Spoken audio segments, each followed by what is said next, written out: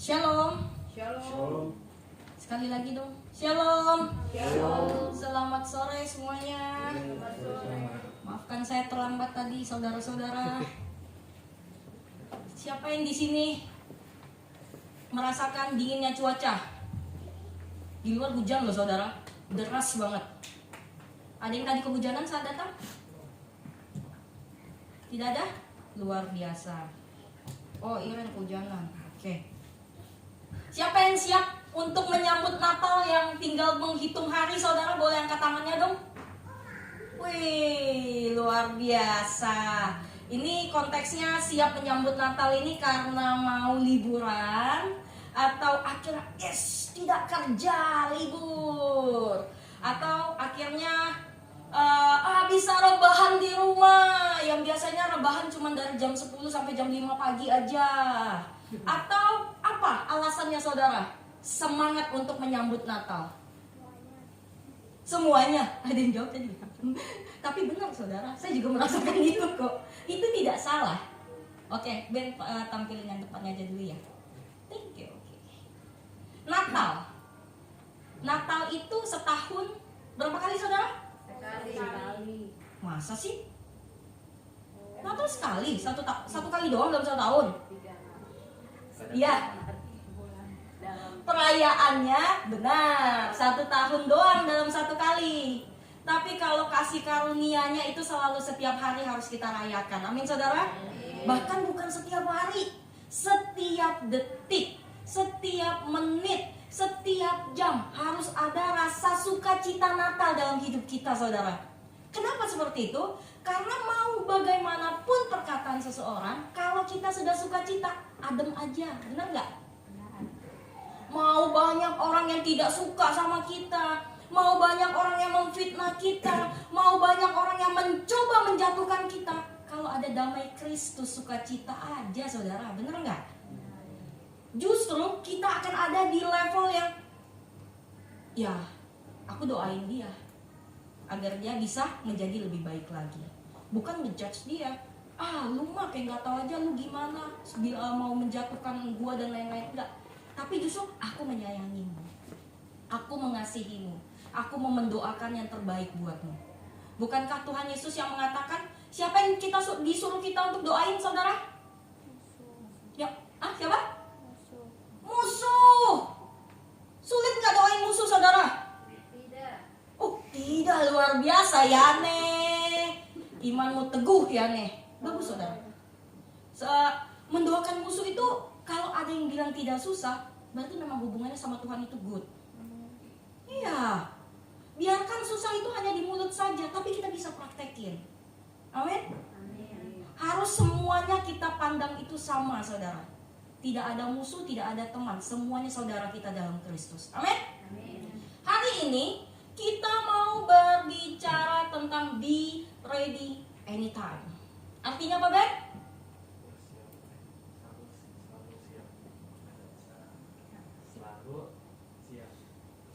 Selalu siap? Kapanpun. Oke. Selalu siap kapanpun, atau selalu siap setiap saat. Betul nggak? Ini, harusnya ini Kayu Star nih yang ada di sini nih bisa jadi contoh, karena mama baru kan, selalu siap setiap kapanpun. Anaknya mau nyusu, siap bangun. Kalau mengantuk, misalnya dia udah mulai, bangun lagi, kita siapin susunya. Selalu siap kapanpun. Siapa di sini yang selalu siap kapanpun untuk menjadi laskarnya Kristus? Amin. Susah lah, masa Natal ngomongin siap sedia kok. Loh, jadi mau ngomongin apa? Bukan hanya di bagian Natal kita harus siap sedia, tapi setiap saat. Makanya dikatakan ada anytime. Bukan hanya be ready, bukan hanya siap saja, tetapi ada satu kata perintah yang sangat penting, yaitu setiap saat. Kapanpun, anytime. Kapanpun Tuhan suruh jalan, harus jalan. Kalau Tuhan suruh untuk stop dulu. Kalau Tuhan untuk suruh istirahat dulu. Anytime. Kita harus selalu siap. Harus siap apa, Ben, kita, Ben?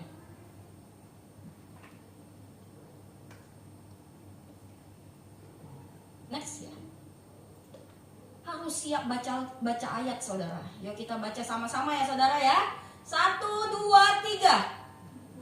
Kamu yang memilih aku, Tetapi akulah yang memilih kamu, dan aku telah menetapkan kamu supaya kamu pergi dan menghasilkan buah, dan buahmu itu tetap, supaya apa yang kamu minta kepada Bapa dalam namaku diberikannya kepadamu.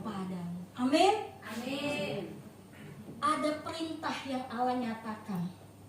Makanya kita disuruh siap-siap. Disuruh siap sedia setiap saat. Karena apa?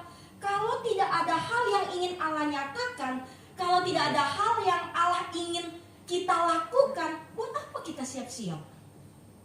Benar nggak saudara? Normalnya itu saja. Berarti ada hal yang sangat penting, atau ada hal yang sangat urgent banget nih, yang Allah mau sediakan buat kita untuk kita laksanakan. Tapi kata kunci yang paling penting adalah, kenapa kita harus siap? Karena Tuhan sendiri yang memilih kita. Amin. Bukan kita yang memilih Tuhan. Kak, aku kan lahir dari keluarga yang Kristen. Berarti aku dong yang memilih untuk menjadi pengikut Kristus.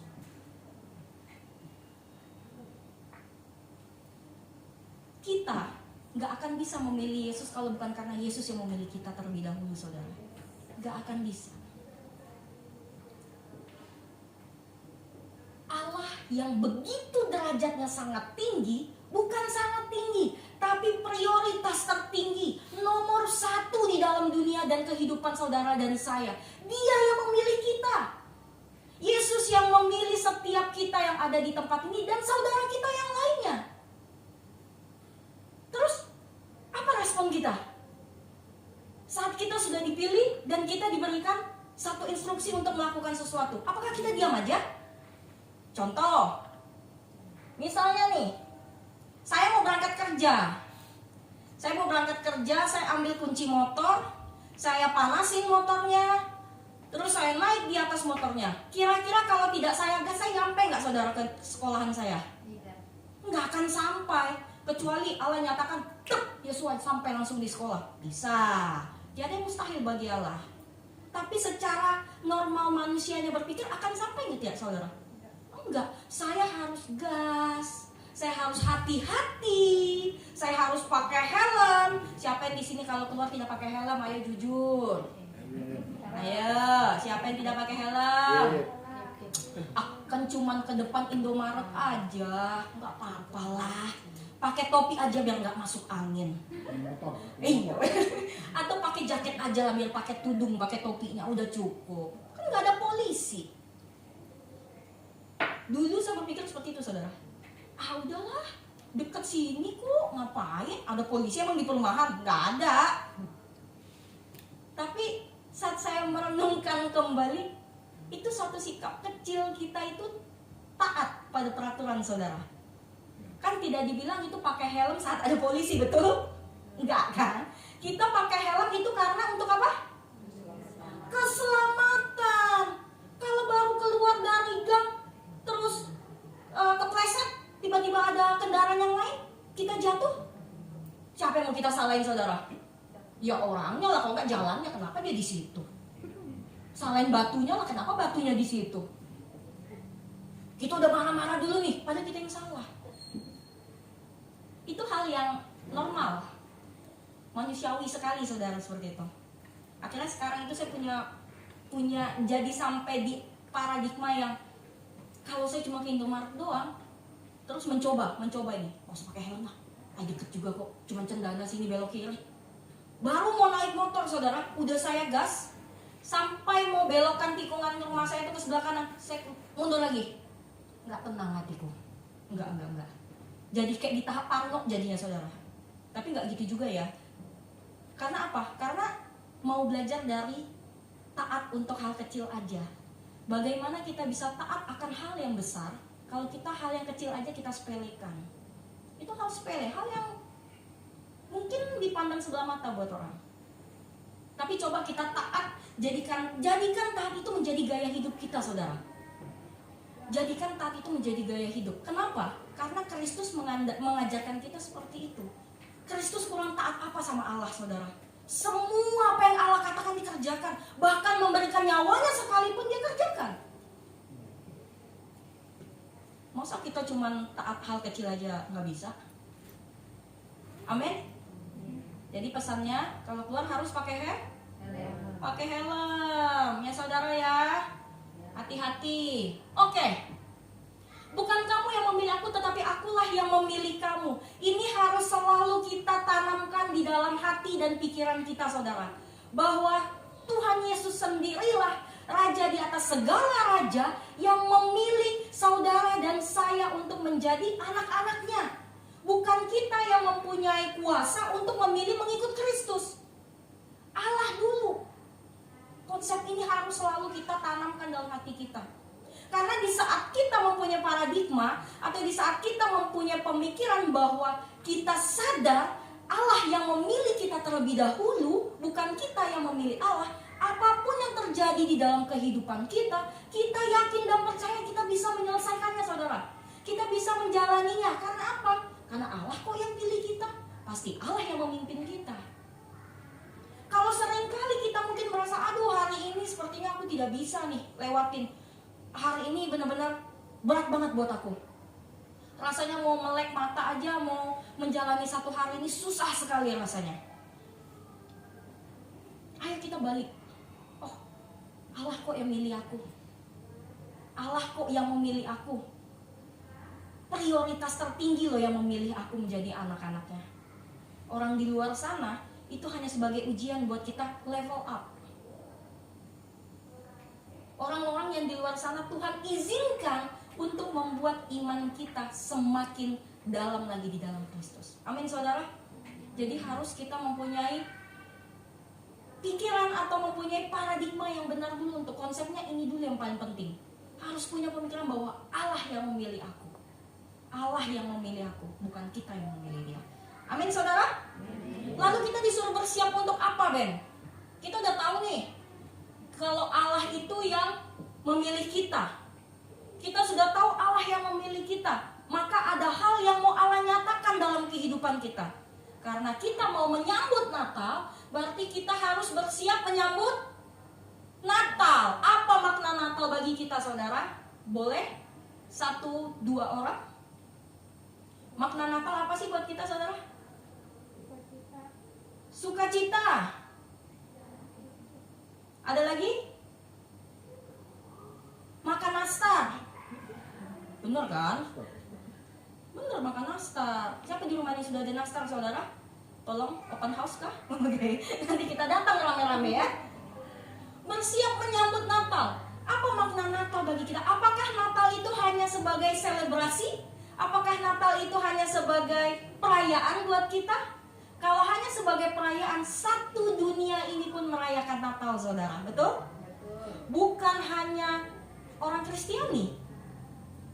Di luar itu pun merayakan Natal, saudara. Walaupun mereka tidak pergi ke gereja, walaupun mereka tidak beribadah, tapi mereka merayakan Natal. Tapi apa sih makna Natal sebenarnya bagi kita? Apa sih yang Allah mau nyatakan di dalam Natalku tahun ini? Ya, itulah. Kita disuruh apa sih sama Tuhan untuk Natal tahun ini, saudara? Hal apa yang sudah kita lalui dalam 1 tahun ini? Apakah penyertaan Allah begitu sempurna dalam kehidupan kita? Ya. Kalau saudara lihat ke belakang, jangan lihat ke belakang situ ya, maksudnya lihat ke belakang, sudah ada berapa ratus hari saudara lalui dalam 1 tahun ini? 300 sudah belum? Sudah ada 300? MTK saya jongkok nih. Sudah ada 300 belum? Dengan tanggal ini 300? Oke, tapi 300 sudah lewat kan? 300 itu hari yang panjang atau pendek, saudara? Panjang. Sangat panjang. Yang katakannya sangat keras berarti memang tahun ini tahun-tahun terberat dalam hidupnya berarti ya. 300 itu hari yang sangat panjang, saudara. Saya kalau lagi ngajar aja cuma 2 jam, masih jam 7 ya. Lihat jam, oh baru 15 menit. Lihat jam lagi, oh baru setengah 8. Kok lama sekali breaknya ini? 2 jam doang nunggunya lama banget. Ini 300 hari. Dan lihat saudara sekarang? Tetap sehat? Ada yang kakinya hilang satu? Tangannya hilang satu? Jari pastor hilang satu, saudara. Kita turut berduka untuk hal itu ya. Semangat pastor. Ada yang membuat jadi Tuhan, aku menyesal ngikutin Tuhan dalam 1 tahun ini. Ada yang sampai seperti itu? Tidak ada. Karena apa? Karena penyertaan Allah begitu sempurna untuk kita, saudara. Kita jatuh, Allah beri kekuatan untuk kita bangun lagi. Jatuh lagi, Allah beri kekuatan untuk bangun lagi. Kurang baik apa, saudara, Allah kita itu? Luar biasa ya. Saya itu kalau sudah berbicara tentang kebaikan Allah, sampai nggak bisa berkata-kata lagi, saudara, jujur. Karena rasanya seperti ada di tahap yang ucapan terima kasih pun tak cukup gitu loh, untuk menyatakan bahwa begitu bersyukurnya saya itu dipilih Allah, saudara.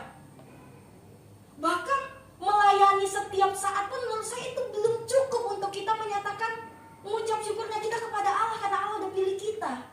Kita yang harusnya binasa, yang harusnya mati di dalam kekekalan itu, tapi karena Allah, saudara, karena Yesus,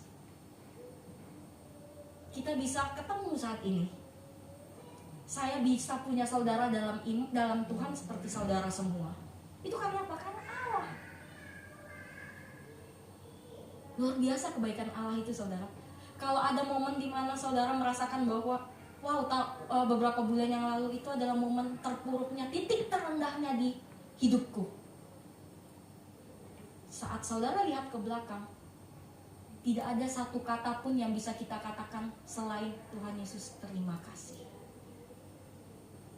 Aku bisa ada sampai detik ini hanya karena kasih karunia Allah. Bukan karena kita itu rajin membaca Alkitab semata-mata, saudara. Kalau bukan karena kasih karunia Allah kepada kita semua, kita nggak sanggup hidup sampai detik ini. Nggak akan sanggup. Aku kan makanannya makanan sehat. Aku rajin berolahraga. Aku tidur yang cukup. Semuanya aku kerjakan untuk kesehatanku. Tapi kalau bukan karena Allah yang memang benar-benar menyatakan kita harus hidup sampai detik ini, mau apapun yang kita kerjakan, kita nggak akan bisa hidup, saudara. Dokter setinggi apapun itu, dia nggak akan bisa memberikan nyawa, tidak akan bisa memberikan nafas, karena nafas kehidupan itu hanya Allah yang punya. Jadi untuk menutup tahun ini, saudara, mari kita lihat pekerjaan-pekerjaan Allah yang sudah luar biasa itu di belakang kita saat itu, mengerjakan semua yang kita mengalami masalah, Allah tetap bantu. Kita meminta pertolongan, Allah tetap membantu kita. Jadikan itu bahwa menjadi pacuan kita untuk lebih lagi, saudara, untuk memuliakan Allah. Jadikan itu untuk kita seperti benar-benar menyambut Natal itu bukan hanya di tanggal 25 Desember. Tapi sukacita Natal itu harus ada setiap saat di dalam kehidupan kita. Damai sukacita Natal itu harus setiap saat ada di dalam kehidupan kita. Karena Kristus lahir, kita ada di sini, saudara. Karena Kristus lahir, kita ada bisa di sini. Bukan karena mama kita melahirkan kita bisa ada di sini. Itu medianya. Tapi kalau bukan karena Kristus lahir terlebih dahulu, kita nggak akan ada di sini. Kak Joyce nggak akan ketemu sama Kak Nathan, betul nggak? Gap nggak akan ketemu sama Kak Desi. Ya kan, benar ya? Kita nggak akan saling kenal. Karena apa? Karena dunia pun tidak akan terjadi yang seperti ini. Karena Kristus sudah lahir, maka jangan pernah menyia-nyiakan kelahiran Kristus. Hal yang terbesar dalam kehidupan kita hancur dengan begitunya karena keegoisan diri kita. Terus kita disuruh sambut ini ngapain, Bel? Ben, kok Bel sih? Bel siapa ya? Anak saya Bel nih. Untuk berbuah. Karena tadi di ayatnya dikatakan kita itu dipilih Allah untuk pergi dan menghasilkan buah. Kita disuruh pergi untuk menghasilkan buah. Ada kata kita disuruh pergi, berarti ada kata kerja, betul nggak, saudara? Kalau kita stuck di satu tempat, kita nggak akan bisa berbuah dengan secara maksimal. Tapi disuruh pergi. Pergi ini berbicara tentang apa? Zona nyaman kita, saudara. Apa yang menjadi zona nyaman kita saat ini? Keluar dari situ. Karena kalau kita stay di situ, kalau kita tetap di tempat itu, kita nggak akan bisa berbuah maksimal. Amin? Berbuah. Kenapa sih Natal disuruh berbuah? Kan Natal itu identiknya dengan pohon. Pohon itu harusnya ada buahnya. Itu intermezzonya aja, saudara. Tapi kenapa kita mengatakan kita celebrate ya? Kita merayakan Natal itu dengan kita harus cek buah apa ya yang sudah aku kerjakan, buah apa ya yang sudah aku hasilkan dalam 1 tahun ini. Itu harus ada introspeksi dari diri kita, saudara. Buah apa yang sudah aku lakukan? Buah apa yang sudah aku buahkan? Apakah orang lain sudah merasakan buah yang kita hasilkan, saudara? Buah itu berbicara tentang apa? Tentang apa, Ibu? Ibu Joyce? Ibu Iren? Buah dampak? Bisa. Apa, Gek? Karakter. Semua hal yang benar-benar yang kita hasilkan untuk memuliakan Allah itu buahnya, saudara. Karakter, dampak yang positif, menjadi damai, menjadi sukacita bagi orang lain, itu buah yang kita hasilkan. Sudahkah kita menjadi damai untuk saudara-saudara kita? Sudahkah dengan karakter kita orang lain melihat Kristus? Sudahkah dengan keberadaan kita di dalam suatu tempat itu menjadi dampak yang positif? Hanya kita yang bisa jawab, saudara. Apakah sudah? Itu harus menjadi pertanyaan yang selalu kita tanyakan di dalam kehidupan kita setiap saat. Karena di saat kita bertanya seperti itu, kita akan selalu mempunyai inisiatif untuk aku mau berbuat baik buat orang itu. Aku mau jadi dampak buat orang itu. Aku mau jadi damai buat mereka. Aku mau di saat aku berada di tengah-tengah kelompokku, mereka itu merasakan sukacitanya Allah. Aku mau bahkan di saat aku di suatu tempat, di suatu kelompok, di tempat pekerjaan, di keluarga, di sekolah, di tempat kuliah, orang lain itu bisa mengenal Kristus hanya karena gaya hidupku. Itu buah terbesar, saudara, yang harus kita lahirkan, yang harus kita hasilkan. Amin. Terus bagaimana sih, Ben, cara kita untuk berbuah itu, Ben? Hanya 3. Yang pertama, ini paling penting, saudara. Selaraskan hidup dengan Tuhan. Tidak ada cara terpenting selain itu. Selaraskan hidup kita dengan Tuhan. Maksudnya apa? Jadikan Allah itu menjadi prioritas tertinggi dalam kehidupan kita. Karena di saat kita benar-benar menyatakan Allah itu menjadi prioritas kita, kita akan dengan sadar membangun hubungan intim dengan Allah. Kita akan dengan sadar kita benar-benar menyatakan, Tuhan, aku tidak bisa hidup tanpamu. Selaraskan hidup dengan Tuhan. Apa yang Tuhan mau dalam kehidupanku, itu yang mau aku kerjakan. Itu selaraskan. Oh, Tuhan mau menempatkan aku di suatu tempat ini. Padahal tempat ini sangat menguji aku, Tuhan. Kedaginganku tuh kayak dicongkel-congkel ada di tempat ini. Rasanya tuh gak enak, Tuhan. Selalu dikucilkan, selalu diasingkan, selalu mereka itu menganggap aku itu berbeda. Aku gak suka, Tuhan, di tempat ini. Cara kita menyelaraskan hidup kita saat kita ada di situ seperti apa, saudara? Punyai paradigma, Tuhan menempatkan saya di tempat ini bukan karena main-main, tapi ada hal besar yang ingin Tuhan nyatakan bagi mereka semua melalui kehidupanku. Terus bagaimana caranya untuk menyelaraskan hidup kita sama Tuhan? Tidak ada cara lain. Alkitab jawaban satu-satunya, saudara. Alkitab itu adalah jawaban dari semua pertanyaan yang ada di pikiran kita ini. Jawaban dari dunia ini adalah Alkitab itu sendiri, saudara. Jadi kalau kita mau punya hubungan intim dengan Allah, pastikan kita benar-benar sadar mengambil waktu untuk mempunyai hubungan intim dengan Allah. Sesibuk-sibuknya kita dalam kehidupan kita, benar-benar harus tetap memprioritaskan Allah. Kenapa? Karena Allah aja memprioritaskan kita kok saudara. Apa bukti nyatanya Allah selalu memprioritaskan kita? Ada yang tahu? Apa bukti nyatanya ya Allah itu memprioritaskan kita selama ini? Sederhananya, paling gampang gitu ya saudara, sampai detik ini kita masih hidup. Betul? Sampai hari ini kita masih hidup tanpa kekurangan suatu apapun.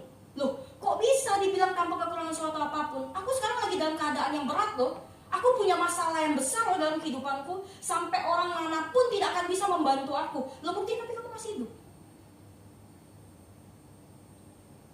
Kalau bukan karena Allah memprioritaskan kita nggak akan ada di sini saudara. Jangan anggap enteng dengan gini saudara. Terkadang sering sekali kita itu menganggap bahwa Allah akan memprioritaskan kita saat kita sudah menyelesaikan masalah kita. Itu terlalu dangkal. Tidak. Saat kita mau menyelesaikan masalah kita, kita butuh apa? Kekuatan.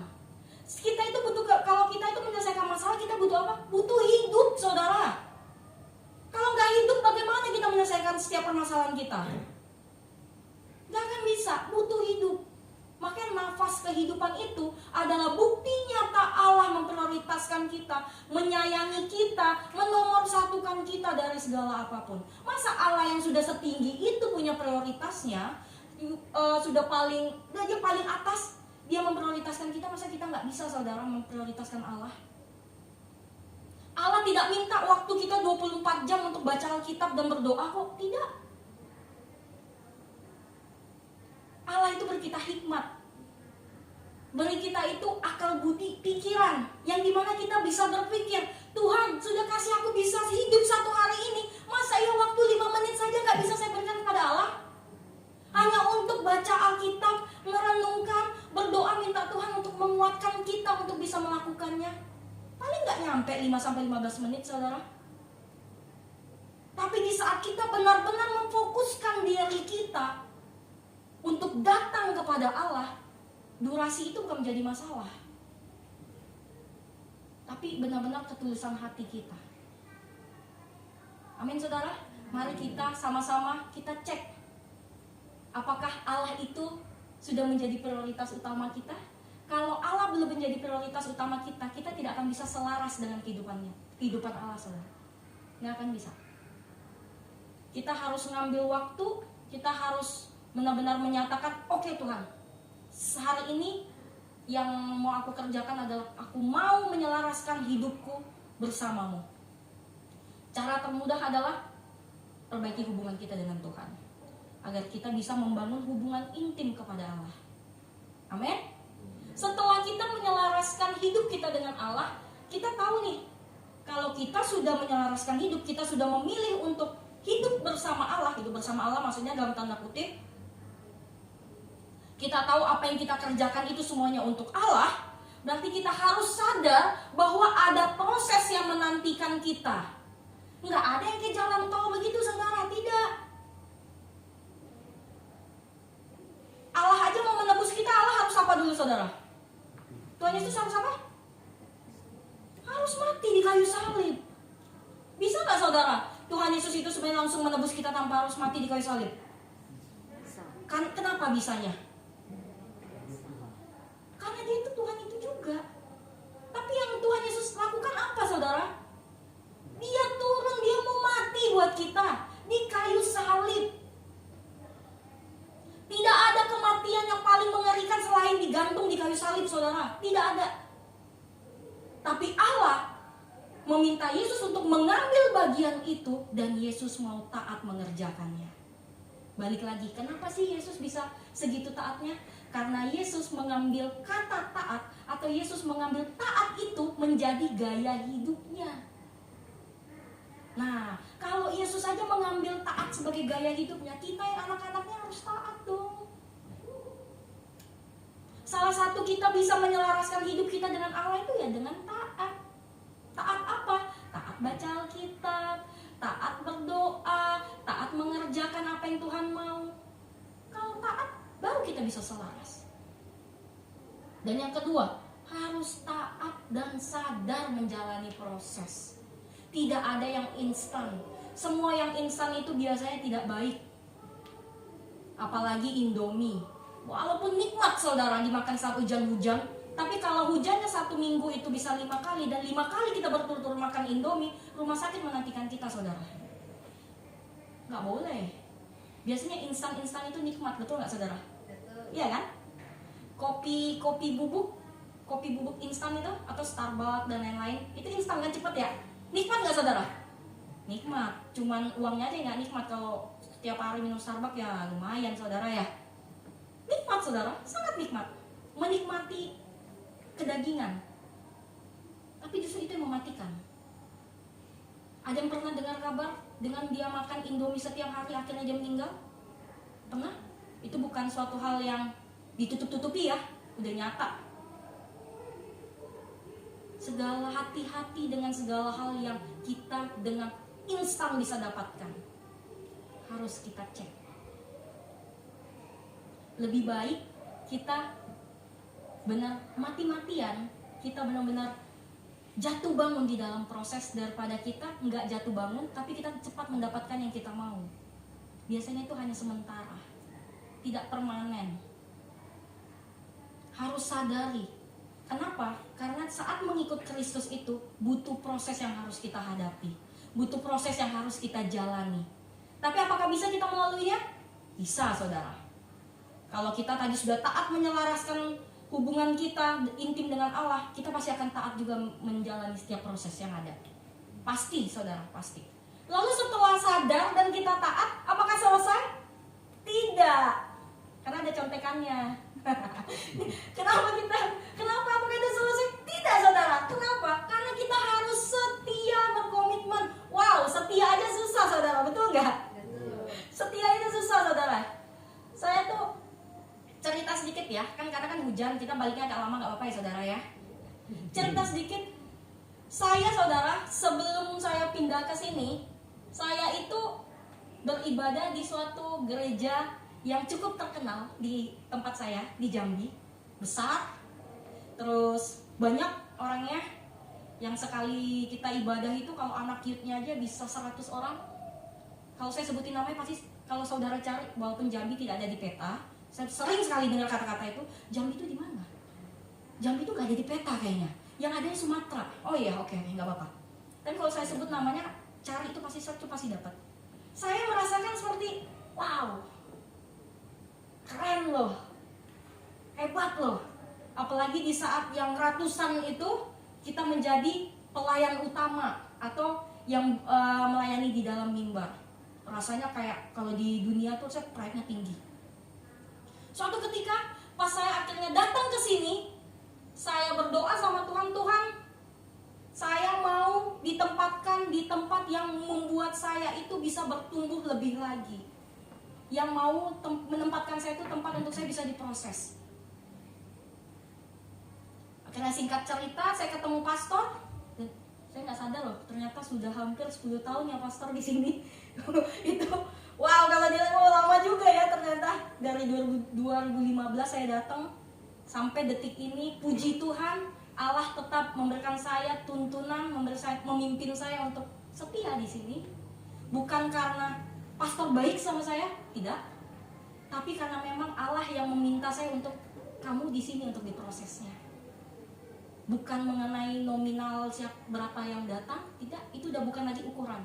Saat kita benar-benar menyatakan diri kita untuk setia, yang menjadikan di luar itu menjadikan seperti, ayolah, banyak sana, ke tempat yang lebih banyak orangnya. Kamu masih muda, sayang kalau di tempat kecil, jemaatnya sedikit. Enggak. Tuhan enggak suruh saya untuk keluar kok. Tuhan enggak suruh saya untuk pindah kok. Saya mau di sini. Enggak promosi ya saudara, enggak. Tapi ya itu yang saya alami. Kenapa? Saya mau kasih tahu yang tadi. Saya berbuah saudara di sini. Karena bukan saya yang mengatakan dia merasakan bahwa dia itu merasakan ada perubahan dalam kehidupan saya. Bukan saya mengatakan aku berubah kan? Tidak. Tapi ada teman-teman saya yang menyatakan kamu berubah loh sekarang. Saya percaya itu karena Tuhan memproses saya, bukan karena saya mampu untuk berubah. Tidak. Kalau kita saat ini sudah menjadi yang lebih baik saudara, itu bukan karena kekuatan kita loh. Jangan kita berpikir itu karena kekuatan kita.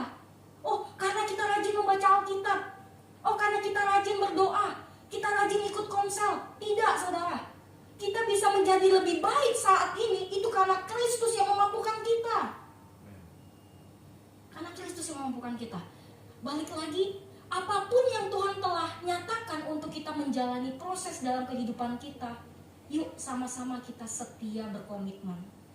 Setiap sekali kita mengatakan kita mengikut Kristus, sampai nanti Yesus datang kedua kalinya, Tuhan menemukan kita sedang melakukan pekerjaannya. Itu hal yang terindah saudara.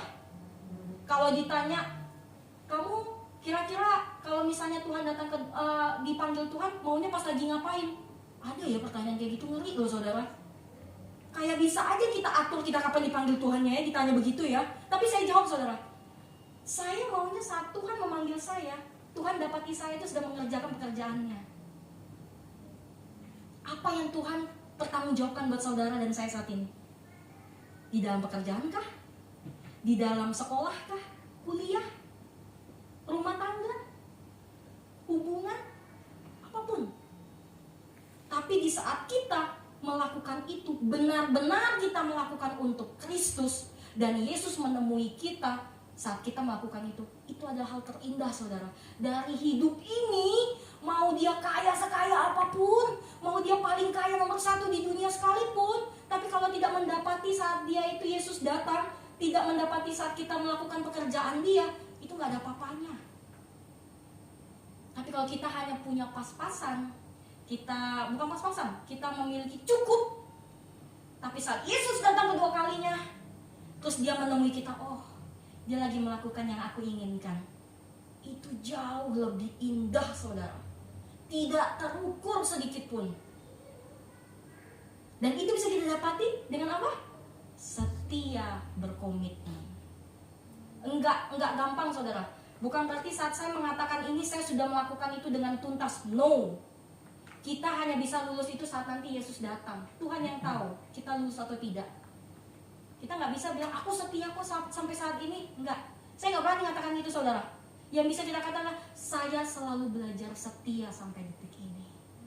Karena hidup itu penuh dengan pelajaran. Kalau kita berhenti untuk belajar berarti kita sudah mati. Next man. Berbuahnya untuk apa? Untuk 3 saudara. Untuk melihat, untuk menyatakan, dan untuk membantu. Kita harus bisa berbuah untuk melihat orang di luar sana belum berbuah seperti kita. Kita harus memakai buah itu untuk melihat orang di luar sana yang belum bisa berbuah seperti kita. Setelah kita tahu bahwa mereka belum berbuah seperti kita, mari kita lanjutkan step yang selanjutnya. Nyatakan kasih Kristus itu yang membuat kita akhirnya bisa berbuah, saudara. Nyatakan keluar sana bahwa karena Kristus saya bisa sampai saat ini. Nyatakan di luar sana, tanpa Kristus saya tidak bisa hidup sampai detik ini. Kalau bukan karena Kristus saya tidak akan bisa menjadi berkat di luar sana. Mari nyatakan itu. Jangan banyak yang kita nyatakan adalah kehebatan kita. Kenapa tidak sekali-sekali yang kita nyatakan itu kehebatannya Allah? Iya sih kita bilang, oh iya saya bisa sukses sampai detik ini karena memang Allah menyertai saya. Tapi terlebih karena saya juga bangunnya itu jam 5 pagi, tidurnya jam 10 malam. Saya bangun lagi untuk bekerja, untuk saya bisa fokus dalam pekerjaan saya. Yang ditonjolkan itu kehebatan kita. Padahal kalau bukan karena Kristus kita gak akan bisa sampai di poin apapun. Apa yang sudah Allah yang kita dapatkan saat ini itu titipan saudara. Simpel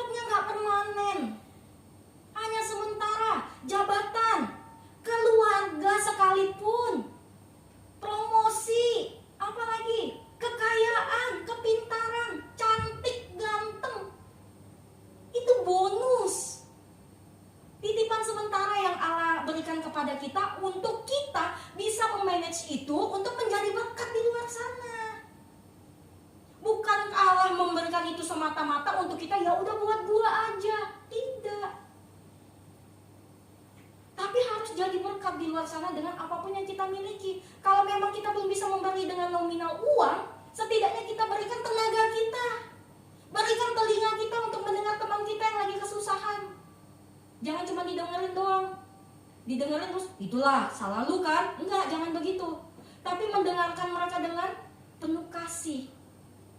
Setelah kita dengarkan, yuk, aku gak bisa bantu kamu apa-apa, tapi aku mau berdoa buat kamu.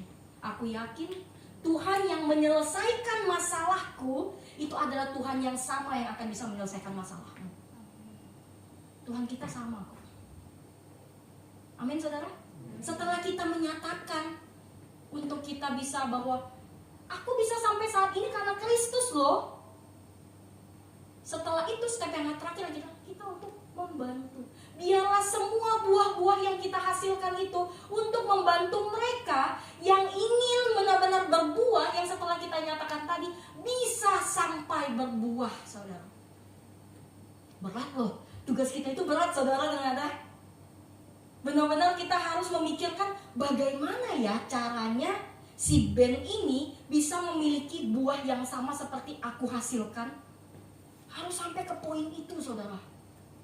Bukan hanya di poin gimana ya caranya ya biar dia bisa berbuah ya. Oh, harus kasih tahu dia kayaknya harus benar-benar menyelaraskan hidupnya sama Kristus. Tapi sudah cukup sampai saat itu aja. Tidak ada action yang kita lakukan. Tidak ada inisiatif kita untuk mendekati dia. Ben, apa yang aku harus bantu? Kamu butuh apa? Aduh, aku tuh mau baca Alkitab, tapi rasanya bangun pagi tuh susah. Pasang alarm aja kalau gitu. Aduh, kalau alarm juga nggak bisa. Kayaknya nggak masuk nih ke kupingnya, udah tebal. Ya udah, saya teleponin deh pagi-pagi. Ada hal yang mau kita lakukan dengan secara sadar. Kenapa? Karena kita tidak boleh menjadi orang-orang Kristen, orang-orang yang mengenal Allah secara egois. Yang dimana kita tahu kita sudah aman, terus orang lain tidak aman, kita ya udah bye. Nggak boleh saudara. Kita benar-benar harus punya inisiatif untuk melihat mereka, untuk menyatakan setiap kasih Kristus kepada mereka, dan di saat mereka sudah mendengarkan setiap apa yang kita nyatakan, bantu mereka untuk bisa berjalan bersama-sama. Bukankah itu satu-satunya cara untuk kita bisa memperlengkapi saudara-saudara kita untuk kedatangan Kristus yang kedua kalinya? Itu caranya saudara. Jangan sampai kita hanya be ready anytime cuman buat diri kita aja, cuman buat keluarga kita aja, cuman buat orang yang kita sayang saja, cuman buat orang yang sudah baik kepada kita saja. Tidak. Berarti kita harus ready anytime kepada siapapun yang Allah akan pertemukan kita. Artinya kita harus siap menjadi Natal bagi orang lain saudara. Kenapa harus Natal? Karena orang itu kalau mendengar kata Natal itu biasanya sukacita gak sih saudara? Meriah sekali. Kalau saya lihat di Instagram itu di Jakarta sana banyak pohon Natal yang tinggi-tinggi, keren-keren. Walaupun saya tidak ada di tempat itu, tapi saya ikut merasakan sukacitanya. Betul nggak? Mau nggak kita jadi Natal buat orang lain, saudara? Yuk sama-sama kita belajar. Saya menyatakan ini bukan berarti saya sudah lulus, tidak. Masih jatuh bangun, saudara. Tidak ada yang sudah lulus, sekali lagi. Tidak ada yang sudah lulus kalau belum dipanggil Tuhan. Tapi yang saya bisa jamin adalah kita bergandeng tangan untuk bisa menjadi Natal bagi orang lain. Biarlah di sana setiap saudara melangkahkan kaki saudara, ada orang lain yang merasakan damai sukacitanya itu di dalam kehidupan saudara. Ih, aku damai banget deh dekat dia. Atau bahasanya, seneng deh kalau ketemu sama kamu tuh. Seneng deh. Tuh rasanya kayak tadinya lagi bete, tapi pas ngelihat kamu senyum, nyapa, halo shalom, atau nggak usah shalom, gimana kabarnya hari ini tuh rasanya kayak ces gitu loh, kayak melting gitu loh. Itu harus jadi hal yang pacuan kita saudara. Kita di akhir tahun ini yang tinggal menghitung beberapa hari lagi kita menutup tahun saudara?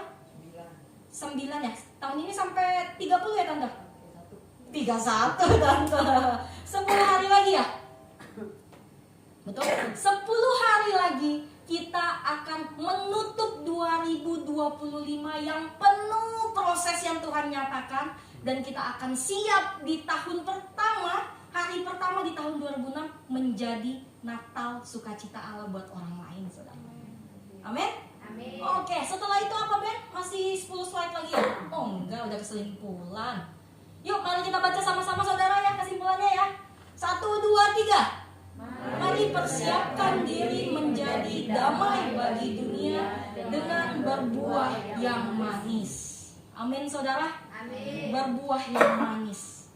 Rasanya kalau makan buah yang manis itu ada nggak sih? Setidak suka-sukanya manusia tidak suka makan manis. Kalau dia ketemu yang manis tuh mungkin nggak enak dibuang. Normalnya itu pasti manis sih, tapi aku nggak suka kalau manis banget. Biasanya kan begitu. Pasti normal pertama itu dia suka, walaupun tidak suka terlalu manis. Mungkin karena dia sudah terlalu manis saudara. Jadi dia tidak butuh yang terlalu manis-manis ya. Nah, mempersiapkan diri menjadi damai bagi dunia dengan berbuah yang manis. Mempersiapkan diri berarti kita harus be ready anytime. Buat apapun yang Tuhan sudah persiapkan buat kita. Apapun yang Tuhan telah nyatakan buat kita. Apapun yang Tuhan telah sediakan buat kita bisa menjadi berkat buat orang lain. Dunia mungkin terkesannya luas, tapi jadikan pandangan kita dunia itu adalah sekeliling kita ini. Kemana mata kita memandang, kepentok sama orang, jadikan dia dunia yang dimana kamu harus jadi berkat buat dia. Kamu harus jadi damai buat dia. Amin saudara? Amin. Siapa yang siap menjadi damai buat setiap orang yang ada di sini? Oke. Siapa yang siap menjadi damai buat setiap orang yang siapapun kita temui? Oh makin banyak Tuhan melihatnya. Amin saudara, mari kita tutupkan mata kita. Tunggu dulu saudara, sebentar. 2 menit, sebentar. Belum. Saya mau minta, boleh dong ya cari temannya, jadi berdua. Boleh sekarang cari dulu temannya berdua, jadi jangan sendiri. Siapapun, gak apa-apa. Ben, boleh ke papi. Iya, karena papi sendiri dia udah ada ini KDC soalnya. Sedih papi, ayo. Mereka bertiga. Ben boleh ke papi Ben. Nah, sudah ada temannya masing-masing atau Pak Tenggo boleh bertiga sama itu, sama siapa? Namanya siapa yang baju putih? Hardis. Oh kaget saya. Terus yang baju kotak-kotak? Siapa namanya? Hexel. Wow, keren. Oke, boleh. Ben, cari Ben, yang laki-laki siapa aja boleh. Sini aja bertiga. Oh, sama tante. Kamu tuh tante. Kamu tuh mama. Oke, sudah dapat masing-masing di sebelahnya. Tugasnya apa saudara? Tugasnya adalah lihat teman yang di sebelah kita, kiri atau kanan. Kasih tahu mereka bahwa aku sangat mengasihimu.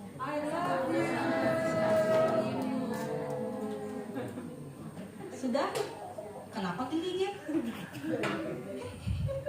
Gak boleh begitu, Git. Setelah kita udah nyatakan aku mengasihimu, lanjutin kata-kata Tuhan.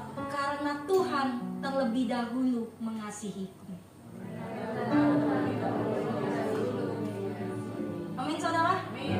Mari kita nyatakan itu buat kehidupan kita masing-masing ya. Selalu mempunyai pemikiran bahwa ayo, aku mengasihimu karena Allah terlebih dahulu udah mengasihimu. Amin. Mari kita tundukkan mata, kita berdoa. Bapa kami yang di surga, terima kasih Tuhan Yesus untuk sore hari ini. Penyertaan-Mu begitu sempurna bagi kehidupan kami. Tangan-Mu selalu ada untuk menggenggam tangan kami. Engkau selalu memimpin kami Tuhan sampai detik ini yang dimana tinggal menghitung hari kami akan menutup tahun 2025. Tetapi penyertaan-Mu, sukacita, damai sejahtera-Mu selalu sempurna bagi kami semua Bapa. Biarlah Tuhan, setiap apapun yang kami pelajari tadi Tuhan Yesus, itu bisa menjadi pemegang kehidupan kami ke depannya. Yang dimana kami mau menyatakan diri kami untuk berbuah lebih manis, lebih banyak untuk orang di luar sana. Sehingga mereka yang bertemu sama kehidupan kami bisa melihat ada damai sejahtera sukacita dari Allah yang ada di dalam kehidupan kami. Berikan kami kekuatan Tuhan Yesus untuk menjadi Natal-Natal bagi setiap orang yang kami temui. Terima kasih Tuhan Yesus, hamba telah selesai berbicara Tuhan, tapi hamba percaya Roh Kudus selalu ada di setiap hidup kami. Terima kasih Tuhan Yesus, kami telah berdoa dan mengucapkan syukur. Haleluya, amin. Selamat Natal saudara.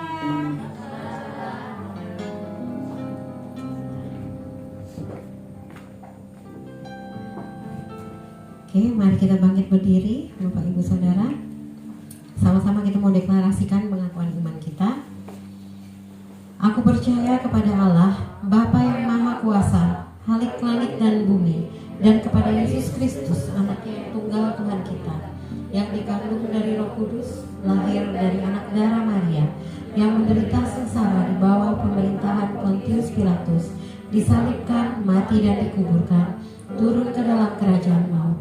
Pada hari yang ketiga, bangkit pula dari antara orang mati, naik ke surga, duduk di sebelah kanan Allah, Bapa yang Maha Kuasa. Dan dari sana Ia akan datang untuk menghakimi orang yang hidup dan yang mati. Aku percaya kepada Roh Kudus, gereja yang kudus dan am, persekutuan orang kudus, pengampunan dosa, kebangkitan tubuh, dan hidup yang kekal. Amin. Silakan duduk, Bapak Ibu.